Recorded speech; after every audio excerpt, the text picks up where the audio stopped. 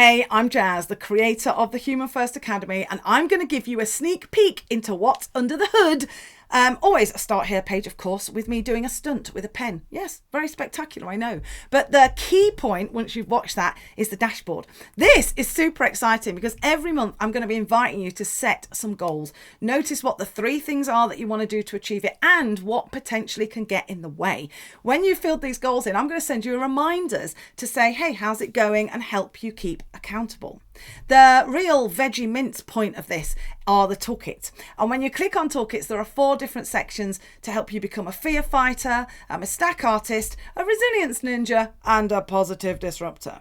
Each of these sections have courses in, and when you click on the course, you get to see all of the videos associated with that course.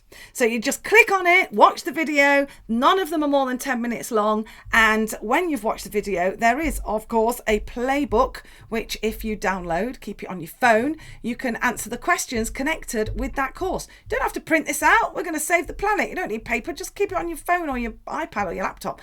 But the question is, Dave, the comparison cactus. The questions are to help you embed the learning. Another place to help you do that is the Facebook group, where I hang out answering questions, giving you a cheer and a kind kick up the bottom to keep you on track. Last of all, if you get stuck, you can go to support. And can I please draw your attention to the most important question down here at the bottom? So that's it. That's my Human First Academy. And also what's happening is every month you and me are going to get together live on a call, and I am going to answer questions and keep you on your track to success. I'm really excited about this because it's everything that I want to do with people after my keynotes, when I want to have conversations, when people ask me questions.